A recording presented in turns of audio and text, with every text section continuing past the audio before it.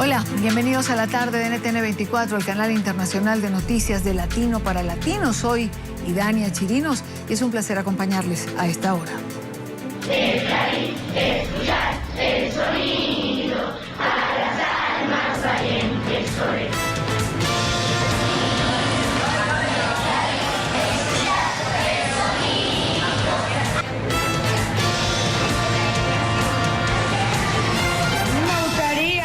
Cualidades como que tenía el Che como inteligente, laborioso, capaz, solidario, internacionalista, independiente, revolucionario, leal, honesto, decidido, valiente, honrado, antiimperialista y sobre todo sentir mucho amor por la patria.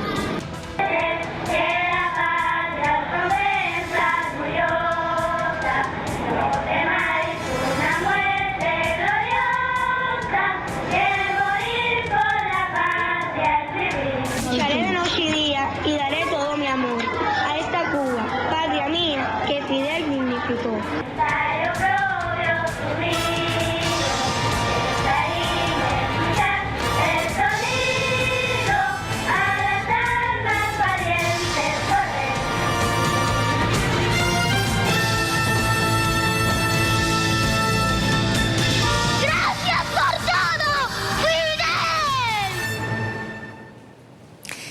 Mucha gente se pregunta en Venezuela si este será el destino de los niños venezolanos que pudieran ser sometidos a un proceso de adoctrinamiento a través de la educación. Por su parte, el gobierno de Venezuela ha impulsado una consulta nacional con la que pretende realizar, de alguna manera, abrir un proceso de discusión para lo que pueda ser el nuevo currículum escolar. Más adelante vamos a ver un material que nos envía una de nuestros corresponsales, porque hoy se han producido pronunciamientos en Venezuela en relación a esta encuesta que tendría pensado el gobierno realizar. Mientras este material nos llega, quiero mostrarles esto que hemos podido capturar a través de las redes sociales. Esto produjo una polémica a comienzos de semana. Esto que ustedes ven sería una página de un texto escolar que sería entregado a los colegios y sería de obligatorio uso. Esto que ustedes ven en pantalla, esta página señala lo siguiente. Dice: como doña Concepción tenía problemas de salud, no pudo amamantar al hijo. Primero lo amamantó una criolla cubana, amiga de la madre, y después la negra Hipólita, una esclavizada de la familia. Y se refiere al libertador Simón Bolívar. Ahora bien, esto de alguna manera cambia la historia, porque hasta donde se nos había enseñado en Latinoamérica, pues habría sido la negra Hipólita quien amamantó a Simón Bolívar. Esto comenzó a circular a comienzos de semana y produjo realmente un gran tráfico en redes sociales. Yo quiero saludar a Guillermo Guzmán, él es historiador, profesor de la Universidad Católica Andrés Bello. Bienvenido a la tarde de NTN 24, gracias por acompañarnos. Profesor Guzmán, ¿qué dice la historia? ¿Qué es lo que plantea? ¿Esto realmente es un cambio? ¿Hubo alguien de origen cubano que amamantó al libertador? Muy buenas tardes y gracias por estar con nosotros. Muy buenas tardes, Idania. Bueno, sí, en realidad hubo esa persona existió, era la esposa de un realista que estaba destacado aquí en Venezuela, en Caracas, muy amigo de los padres del libertador, y por circunstancias había dado a luz muy cercano a esa fecha. La mamá del libertador tenía muchos problemas de salud, y mientras traían a la esclava, ella amamantó al libertador. Eso es cierto, no se puede negar. Lo que sí es verdad es que era la esposa de Fernando Millares, quien era un conspicuo realista. No estoy... Un conspicuo realista que después fue el sucesor de Emparan en la gobernación de Venezuela, y que bueno, por supuesto eso no lo dice en el texto al cual se hace referencia. Ahora, si esto es así, profesor, ¿por qué? Es decir,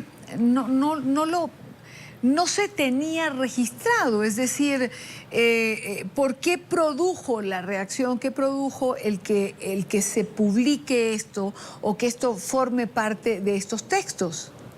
Bueno, es que hay, por supuesto, una clara manipulación de querer unir a Cuba con el Libertador en este momento en el cual vivimos los venezolanos.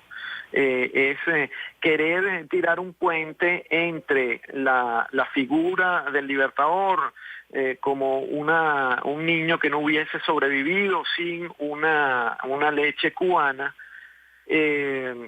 y de alguna manera unirlo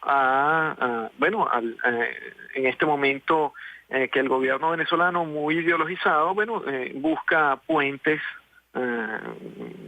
hacia Cuba y hacia la Revolución Cubana. Es una manipulación absoluta porque, bueno, si bien era cubana esa persona, esa señora, todos éramos súbditos de España, para empezar. Bolívar era español, no era venezolano. Era venezolano, por supuesto, había nacido en la provincia de Venezuela, pero era realmente español, porque era súbdito del Imperio Español. Entonces, es la misma manipulación, está el mismo juego en decir, Bolívar no fue nunca venezolano, porque nació español y murió colombiano. Eso es una verdad también. Ahora, eso es una manipulación. Bueno, es exactamente igual que en este momento decir que una criolla cubana amamantó a Bolívar. Eso no tiene ningún sentido, ninguna importancia histórica, es una importancia ideológica.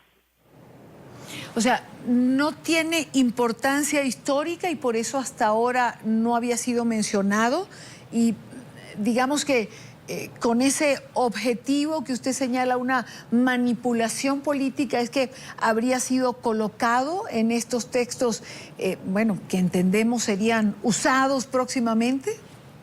Sí, absolutamente, no tiene ninguna importancia histórica. Bolívar había hablado en un par de ocasiones, en un par de cartas sobre esto, y bueno, de alguna manera algún acucioso sacó esta información y la sacó a la luz pública. Entre tantas cosas que le suceden a los hombres en un tránsito vital tan enrevesado y tan complejo como el de Bolívar, tenía esa particularidad que hasta este momento no había tenido ninguna importancia. Y bueno, ahora sale esto como si fuese un hecho importante en su vida, cuando probablemente eso fue... hay que ponerse en el momento histórico de 1783, probablemente eso fue en un par de ocasiones, una cosa muy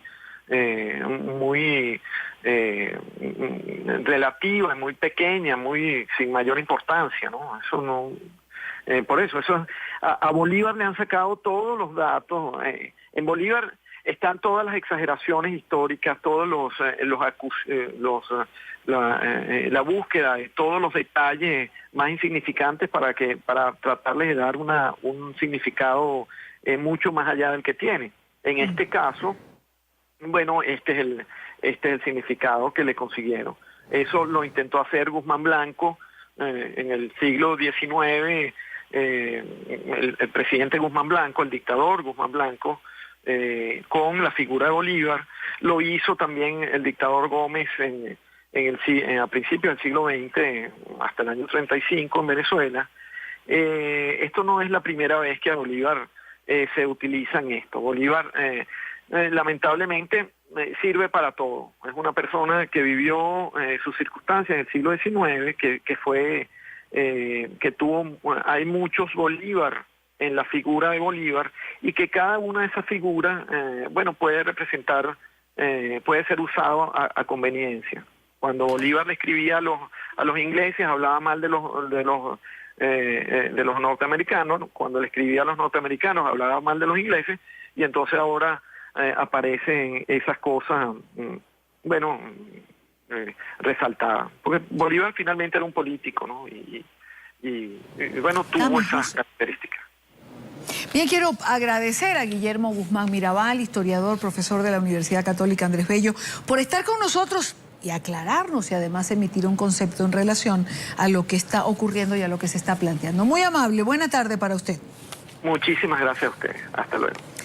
En Cuba, vale la pena que veamos estos. Los ejemplos que se usan en los libros son ejemplos de este tipo. El miliciano tiene un fusil, él ama la paz. En manos buenas, un fusil es bueno. O este otro. Tenemos el siguiente ejemplo. Ese no tiene que ver, no.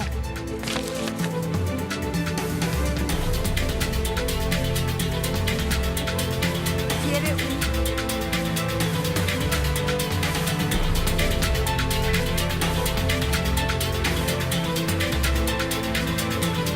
para graficar, para que entiendan más o menos lo que se busca.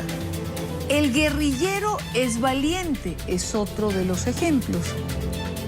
Estos son libros de texto cubano. Quiero saludar a Olga Ramos, ella es profesora, analista política de políticas públicas en educación, directora del Observatorio Educativo en Venezuela. Olga, buena tarde, gracias por acompañarnos. Mucho se ha comenzado a hablar sobre estos libros de texto que se usarían en Venezuela. Quise mostrar los de Cuba primero porque el temor de la gente es que comencemos a ver ejemplos de este tipo. ¿Qué se maneja? ¿Qué se sabe? ¿Cuál es el análisis que ustedes están haciendo ante la alarma que ha surgido esta semana en Venezuela por este tema? Bienvenida. Bueno, muchísimas gracias. Fíjate, nosotros estábamos esta mañana en un programa con César Miguel y una de las preguntas que nos estábamos haciendo era ¿por qué en este momento se está generando esa alarma cuando estos libros tienen 3 años en las escuelas? Y esto es muy importante que nos están viendo lo sepan, ¿no? Como parte de la política pública de muchos estados está el hacer absolutamente gratuita la educación que es obligatoria en las escuelas oficiales. Y en algunos casos también se utilizan mecanismos para financiar o subsidiar la participación de niños en escuelas privadas pagadas con bonos o con subsidios directos del Estado, ¿no? Eso tiene que ver con que la educación que es obligatoria debe ser gratuita para que todo el mundo tenga acceso y todo el mundo pueda ejercer el derecho. Dentro de lo que son los costos de la educación, están los costos asociados al funcionamiento de la escuela, pero también están los costos asociados a lo que tiene que financiar la familia, que incluye el uniforme escolar, por ejemplo, los libros de texto, los útiles escolares, si hace falta equipos específicos, y todo esto constituye lo que se ha denominado técnicamente la canasta educativa. Entonces, la canasta educativa se trata de llevar a cero como costo para la familia, de manera de garantizar que la educación sea efectivamente gratuita, porque no es solo gratuita con que no haya cobro de matrícula, ¿ok? Entonces, digo esto porque es importante entender que como parte de la política pública para hacer gratuita la educación, en Venezuela, además de hace mucho tiempo, se han hecho esfuerzos por el programa de alimentación escolar, por los útiles escolares, por el uniforme escolar, y los libros de texto forman parte de esto. En el gobierno de Caldera, que fue el anterior al primer gobierno del presidente Chávez, lo que se utilizaba en ese caso como programa era la dotación de bibliotecas de aula, que permitía que los niños tuvieran diversidad de autores para tratar los temas que estaban en el contenido del programa de estudio. Esto permitía que con el enfoque de distintos autores el niño pudiera desarrollar su propio criterio y que el maestro tuviera distintas fuentes para trabajar el desarrollo de los contenidos. Este gobierno ha optado por que en lugar de dotar a las escuelas de libros y a las aulas de libros, es entregarle a cada niño un juego de libros en sus manos. Esto, por supuesto, tiene la ventaja de que el niño puede llevarse el libro para su casa, pero tiene la desventaja de que es una sola forma, una sola aproximación, un solo enfoque para tratar los temas del currículum, los contenidos del currículum. Dicho esto, la colección bicentenaria comenzó a instrumentarse de forma progresiva, empezó por los primeros 3 grados y después fue extendiéndose a todo el sistema de educación básica, que incluye educación inicial, que es lo que que conocen en otros países como preescolar, la educación primaria, que es de 1º a 6º grado, y la educación media, que es de 1er año a 5º año de bachillerato. Ya todos los grados y todos los años de la educación básica tienen sus libros de texto en las áreas del conocimiento en las que se estructura el programa de estudios. Entonces, desde que comenzó a distribuirse la colección Bicentenario en las escuelas, la primera crítica fue que no se convirtiera en un libro único, por lo que te decía antes, que eso restringe el desarrollo del criterio y la posibilidad de utilizar distintas fuentes para tratar los contenidos curriculares. Pero además, la idea es, digamos, las críticas fundamentales tenían que ver con que no se utilizaran los libros de texto para introducir unas reformas curriculares, porque no se había podido hacer por la vía de cambiar el diseño curricular las modificaciones que el gobierno ha iniciado varias veces. De hecho, hay 3 momentos importantes de intento de cambio curricular completo y 2 momentos de cambio de curricular específico, o sea que en total son como 5 a lo largo de estos 15 años. Y este que no es un intento formal, pero que se ha venido realizando a través del diseño y elaboración de estos libros de texto, ¿no? Entonces hay algunas cosas que son los matices que se le dan a algunos contenidos y la inclusión de algunos contenidos que tienen que ver con el uso ideológico de la educación para la formación de una corriente de pensamiento específica, ¿no? Olga, varias cosas. Ajá, dígalo. Me llama la atención primero, cuando comenzaba su exposición, el plantearse la pregunta, ¿por qué en este momento? Ya vamos hacia allá. Luego, el que esta colección bicentenaria mostraría, digamos, una sola forma de ver las cosas. Y luego, esos momentos particulares en que se ha querido introducir una reforma curricular que no ha llegado a tal. Esto me lleva a un planteamiento. En una revolución, o ninguna revolución logra consolidarse, dicen los analistas políticos, hasta tanto no se logra ideologizar a una generación.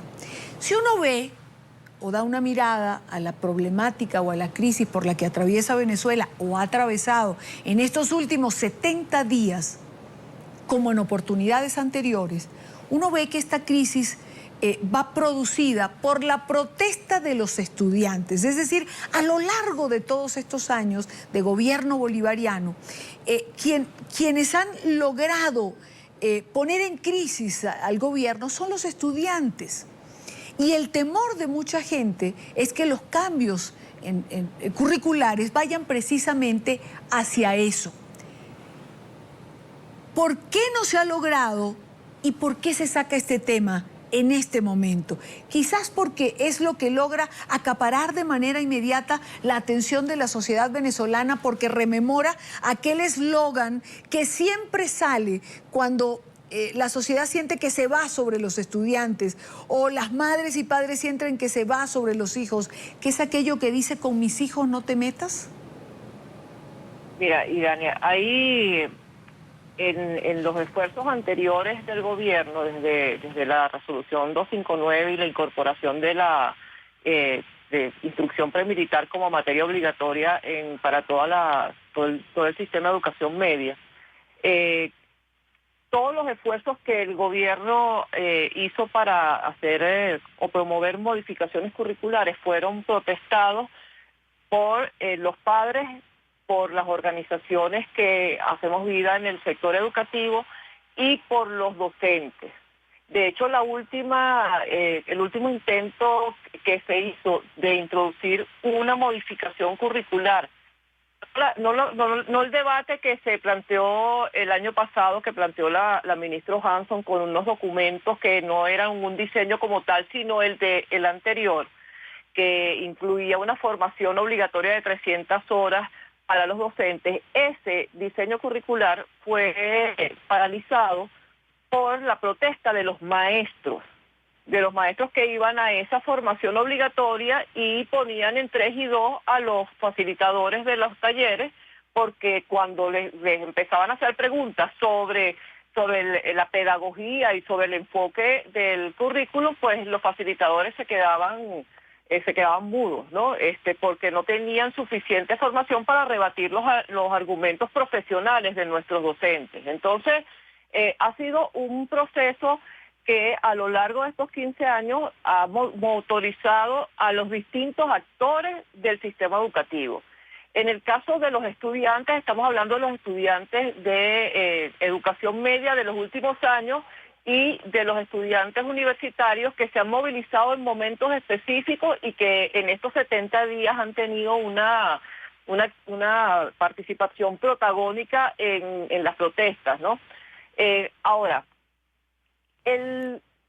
como tú decías antes, todo proceso de este tipo requiere por la formación de personas que sean partidarias de una aproximación ideológica, porque no se sustenta en una sociedad que tenga una aproximación, una organización que respete el pluralismo político, porque tú necesitas la sumisión al poder para mantenerte en el mismo, ¿no?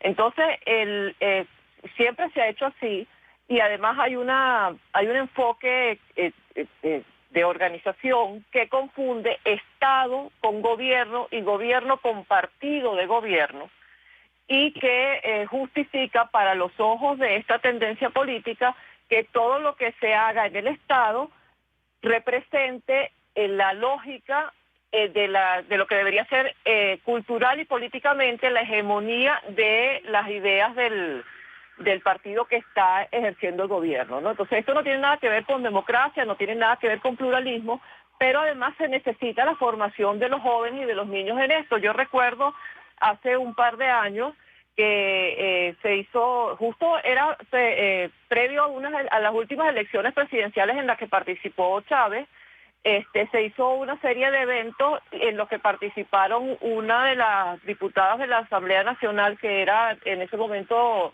de la directiva de la Asamblea Nacional, y la ministra de Educación, con jóvenes de los liceos de todo el país, y lo que ellos estaban allí discutiendo era cómo estos jóvenes apoyaban la candidatura del presidente Chávez como parte de la formación del nuevo republicano que se promovía en las escuelas. Entonces, es el uso partidista de la educación que siempre se ha tratado de promover y que, digamos, tuvo su puesta pública más clara cuando en el 2004 Aristóbulo era ministro de Educación y dijo: ideologizamos y que ante el cuestionamiento del país, porque estaban utilizando algunos elementos de la educación Claro. para promover esta tendencia política, ¿no? Claro.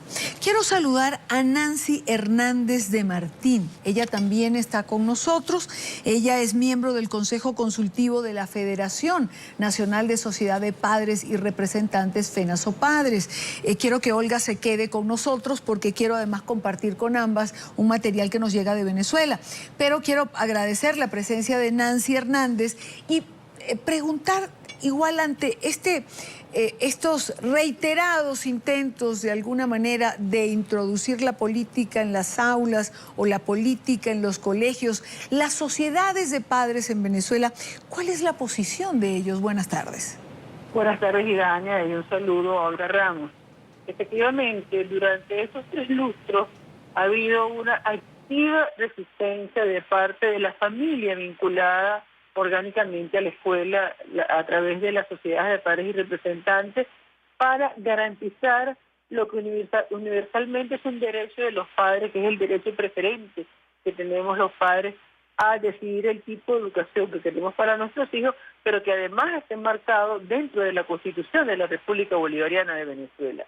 Nuestra Ley Orgánica de Educación, la cual tampoco tuvo toda la discusión ni incorporó los criterios de la diversidad social venezolana, sin embargo establece que toda actividad político proselitista o partidista está absolutamente excluida y prohibida dentro del ámbito del subsistema de educación básica, es decir, en todos aquellos grados donde los niños menores de edad están adquiriendo las destrezas y competencias básicas para incorporarse a los niveles de educación superior o al mercado de trabajo. Esto ha sido de manera reiterada un intento no nuevo. Yo diría que esto no es una nueva lucha, sino es un nuevo capítulo de la lucha permanente de los ciudadanos por defender la Constitución, los principios constitucionales y además la libertad, la pluralidad y el respeto a todas las corrientes de pensamiento en el cual está fundamentada nuestra educación. Ya en el año 2000, con el intento de sacar del ámbito educativo la supervisión y el acompañamiento profesional a través del decreto 1011 y poner comisarios políticos a supervisar la actividad pedagógica, hubo un rotundo fracaso por parte del gobierno nacional. Hubo un segundo intento luego a través del rechazo a la Constitución, el referéndum que se hizo en el año 2007, y a partir de allí ha habido una serie de acciones contraconstitucionales, claramente anticonstitucionales en materia educativa, que es la promulgación de una serie de leyes que aparentemente no están dentro del ámbito educativo, pero que en este momento, a través de resoluciones y de otras normativas de rango sublegal, pretenden desvirtuar el carácter de la escuela, el objeto de la escuela como centro de construcción del conocimiento, para convertirlo en un centro de adoctrinamiento. A eso nos hemos opuesto. Y en este momento estamos denunciando muy seriamente que la propuesta de consulta para la evaluación de la calidad educativa que con bombo y platillo anunció en días pasados en un acto claramente partidista en el Poliedro, Nicolás Maduro y el ministro de Educación, Héctor Rodríguez, en un evento donde además se constituyó una comisión nacional para la calidad educativa absolutamente monocolor, sin tomar en cuenta los criterios de la presencia de universidades, academias y otros centros de investigación. No nos lleva a nosotros sino exactamente a ratificar que hay una amenaza muy grave sobre el segundo acuerdo social que en cualquier nación tiene, que es el caso, que es la educación, y pervertir el concepto de formación de ciudadanía por la formación de milicianos, por la formación de individuos, que además establece muy claramente cuáles son los objetivos, cuando esa misma comisión señala como el mandato que aquí cualquier reforma educativa va a pasar por la vinculación de la educación y el trabajo dentro del propósito del Plan de la Patria, que no es otra cosa que la propuesta política del Partido Socialista Unido de Venezuela sobre el segundo plan socialista de la nación, donde se echan por la borda todos los principios constitucionales que tenemos en Venezuela y se pretende por la vía de los hechos imponer una reforma que fue rechazada por toda la sociedad venezolana. Ahora bien, esta consulta a la cual se está refiriendo Nancy Hernández es una consulta sobre la calidad educativa, como bien lo ha señalado, y su aplicación sería a través de la resolución 058, la cual prevé la incorporación de consejos comunales dentro de las instituciones educativas en el país. El gobierno ha asegurado, por su parte, que solo quiere potenciar y fortalecer las buenas prácticas educativas, mientras, como bien ha explicado pues Nancy Hernández, hay un sector que lo adversa y que piensa que estas medidas aseguran pues que permitirían el adoctrinamiento de los niños. Rita Di Martino, nuestra corresponsal en Venezuela, ha hecho un informe en relación a esto por los pronunciamientos que se han pronunciado en Venezuela. Hoy yo quiero pedirle tanto a Olga como a Nancy que escuchemos este informe porque me gustaría su opinión posterior al mismo. Este miércoles 23 de abril inicia en al menos 29.000 escuelas y liceos del país una consulta nacional por la calidad educativa. Esta encuesta se le efectuará a estudiantes, docentes, padres, representantes y personal administrativo y obrero, con la finalidad única de conocer de primera mano cómo quieren los venezolanos sea su educación. Sin embargo, todas estas presuntas intenciones del gobierno por mejorar la educación han generado gran revuelo en quienes temen que sus hijos sean ideologizados y adoctrinados con el pensamiento único del chavismo. El ministro de Educación, Héctor Rodríguez, desmintió cualquier intento por satanizar la propuesta y afirmó que están siendo incluidos todos los sectores del país. Indiscutiblemente una consulta abierta, una consulta a todos los sectores, una consulta a la diversidad de opiniones no puede violar la diversidad del pensamiento, por el contrario la convoca, la estimula. Eso es lo que nosotros queremos, que los que pensamos distintos, como es sano en democracia, nos podamos ver la cara y decir qué cosas queremos que nuestros hijos tengan en su educación. ¿Cómo nos imaginamos nosotros que la educación de nuestros hijos puede ser mejor? ¿Qué cosas de las que estamos haciendo las estamos haciendo bien? Porque seguramente habrá cosas que estamos haciendo bien para seguirlas haciendo. ¿Qué cosas estamos haciendo mal para corregirlas? ¿Y qué cosas no estamos haciendo para empezarlas a hacer? Para el presidente de la Fundación Arturo Uslar Pietri, Antonio Ecarri, existen evidencias del adoctrinamiento político en la educación en Venezuela y afirmó que la encuesta que divulga el Ministerio de Educación en las escuelas públicas y privadas del país están cargadas de ideologización y proselitismo político. Por tal motivo, ha enviado una misiva al nuncio apostólico Aldo Giordano para que se incorpore dentro de la agenda de las reuniones de diálogo entre gobierno y oposición el tema educativo. Yo le imploro hoy al nuncio apostólico que llevemos el tema de la educación venezolana no a una encuesta que pretenda justificar un juicio en el Tribunal Supremo de Justicia, no a una encuesta pirata mal montada, sino que hagamos un debate nacional serio. Yo le propongo al presidente que si se abrió la mesa política, se abrió la mesa económica, bueno, vamos a abrir la mesa social. Vamos a abrir un debate nacional sobre los temas reales, que es la profunda crisis social que vive Venezuela en este momento. La crisis de violencia es consecuencia del deterioro del sistema educativo venezolano. Mucha tela que cortar ha traído el tema educativo en el país. Los intentos por imponer un pensamiento único ha generado mucho descontento y preocupación en la sociedad.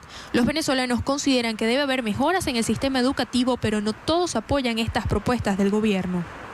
De verdad, ahorita la educación a veces ha fallado un poco, ha cambiado mucho el currículo de los escolares ahorita. A veces le dan cosas, van para los colegios, ahorita le están dando cosas que no sé, que si la hace, si no la hace, no la hace.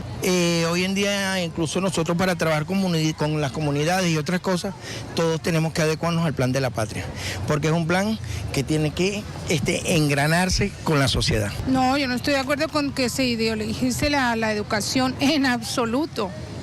No, porque imagínate, solo un pensamiento, solo una educación, no. Cada uno es libre de educarse de la manera que quiera, en la institución que quiera y con los libros que pueda apoyarse. Pero nosotros los representantes no estamos muy de acuerdo porque más bien están adoctrinando a los niños. Tanto la resolución 058, en la cual se pretende suprimir la sociedad de padres y representantes y establecer la participación de los voceros comunales, como esta nueva intención de modificar el currículo educativo a través de la consulta pública, son duramente criticadas por todos los sectores del país, quienes afirman que antes de modificar el programa educativo es necesario atender otros problemas que afectan la calidad de vida de los niños y adolescentes. El presidente de la Fundación Casa Arturo Uslar Pietri anunció que acudirá ante la Contraloría y la Fiscalía General de la República para exigir se investigue el presunto adoctrinamiento de las aulas en el país. Desde Caracas, Venezuela, para NTN 24, les informó Rita de Martino. Gracias a nuestra corresponsal. Después de oír todo esto, a ver, ¿es una encuesta mal montada, como dice Antonio Ecarri? ¿Es una encuesta para manipular? O como dice el ministro, es una encuesta que incluye para saber lo que se hace bien, para corregir lo que se hace mal? Comenzamos con Nancy Hernández de Martín. Yo creo que es importante aclarar primero la falla de origen que tiene esta encuesta, esta evaluación, esta Comisión Nacional por la Calidad Educativa. En Venezuela está muy claro cuál es el procedimiento de consulta y desde el ministro de Educación hasta el último docente, como funcionarios públicos o como funcionarios del Estado, en el caso educativo, están obligados a seguirlo. El artículo 139 de la Ley Orgánica de Administración Pública establece taxativamente cuál es el procedimiento. Ese procedimiento ha sido violentado a través de esta propuesta que presenta el Ministerio de Educación, porque no hay ningún proyecto que ellos hayan presentado. Los instrumentos son una serie de enunciados que además se alejan de lo que son los ejes fundamentales que atraviesan la educación establecidos por la Organización de las Naciones Unidas para la Educación, la Ciencia y la Cultura. Pero por otra parte, ninguno de los representantes del sector educativo, llámese estudiantes, docentes o padres o representantes o investigadores y la academia y las universidades, ha sido consultado o ha sido notificado. Pero lo que es más grave, se pretende en un apretadísimo cronograma que ya tiene un mes de vencido, pero que arranca hoy, llevar la consulta casi que diaria por tema a cada uno de los 10 temas objetos de la consulta y terminar en el mes de julio con un seminario internacional de calidad educativa para aplicar en el mes de septiembre, ya mandados a hacer, y palabras del ministro de Educación, con 35 millones de ejemplares de la colección bolivariana. Colección que, como muy bien lo dijo el profesor Guzmán al inicio de esta sección, no solamente hay un conocimiento sesgado, sino además que hay unas instrucciones de conocimientos negadores de la realidad y de la historia venezolana, como ha sido el comportamiento en otros momentos y en otros países de regímenes con afanes totalitarios o de regímenes dictatoriales. En este momento nosotros estamos cuestionando esta encuesta porque no se apega ni a la Constitución ni a las leyes y porque la última reforma curricular duró casi 4 años de consulta y validación para que se llegaran a algunos aspectos fundamentales de cambio solamente hasta 6º grado porque no se ha empezado en bachillerato. Puede pretender el gobierno hacer una reforma curricular donde además que se se sepulta los mecanismos de que garantizan la libertad de asociación y de participación en el hecho educativo por parte de todos los actores. Es por eso que nosotros nos oponemos a la forma en la cual se está llevando esa consulta, pero además porque el fundamento de esa consulta debe ser la Constitución y no el plan de la patria. Vamos con Olga Ramos, quiero también oír su opinión en relación a esto. Bueno, mira, yo voy a tener una opinión bastante distinta, ¿no? A la del ministro y a la de Nancy. Fíjate, yo creo que en este momento, dada la efervescencia que tenemos por los 70 días de protesta, se están mezclando demasiado las cosas.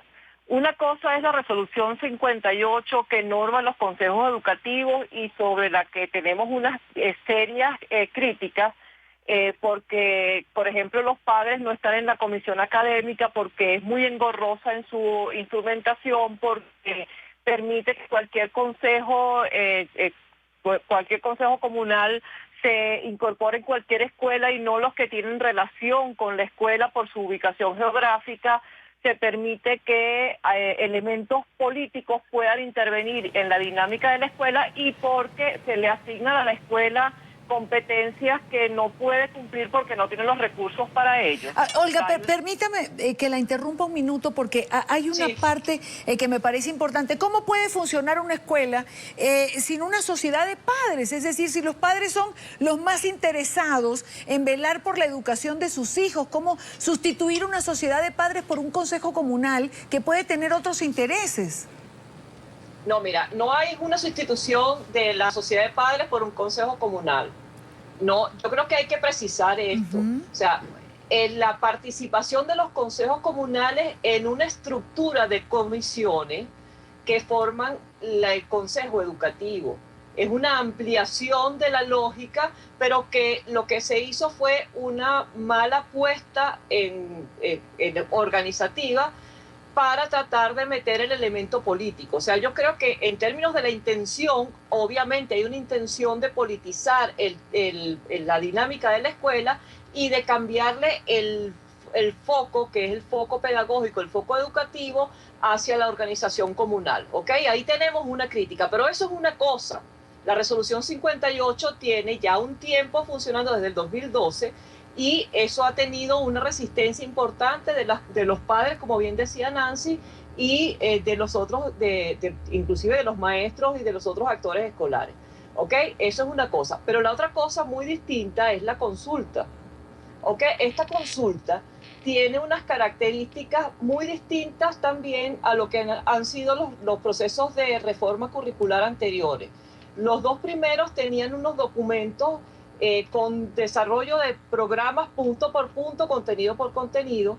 El último, que fue el previo a este, tenía dos documentos más en términos generales donde se planteaban lineamientos de cambio, pero no había programas específicos por asignatura. Los documentos estos, por cierto, eran muy malos. O sea, yo esto lo recalco porque en serio eran muy malos.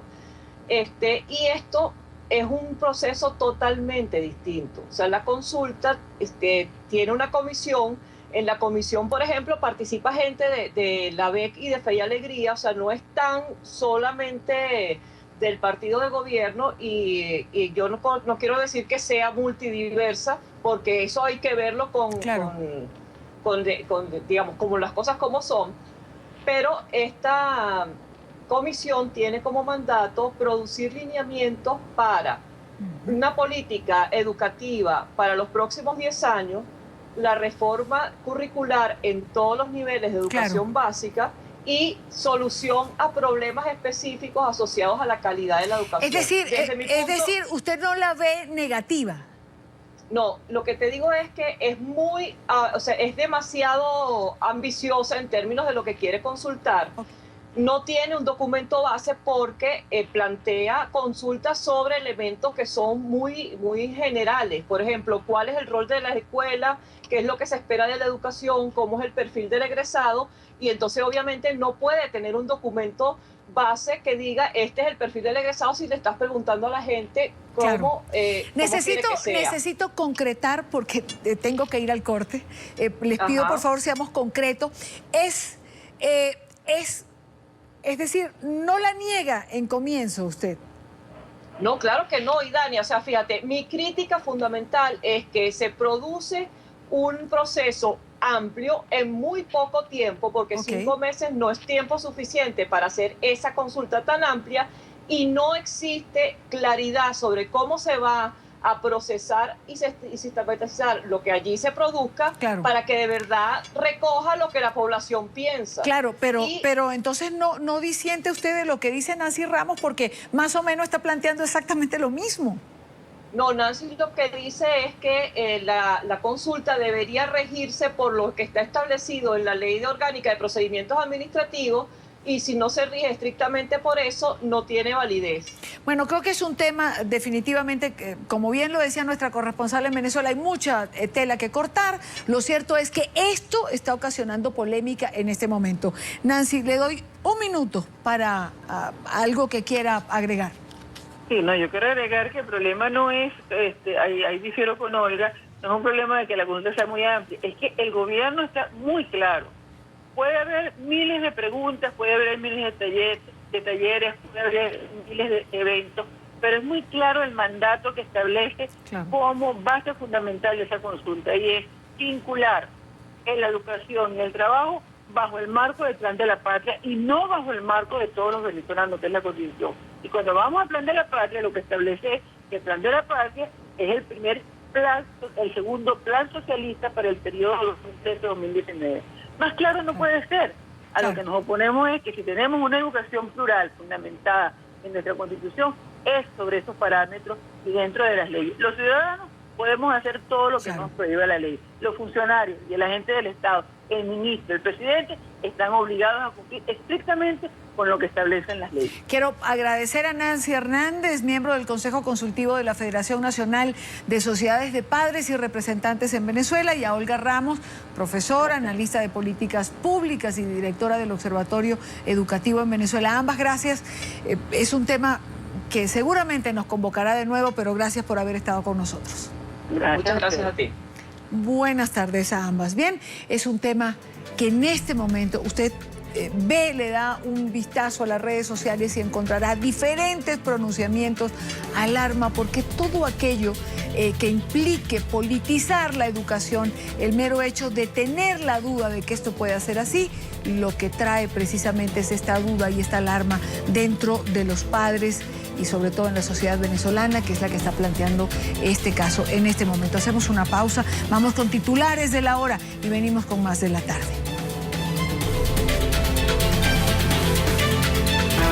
Ya regresamos con La Tarde.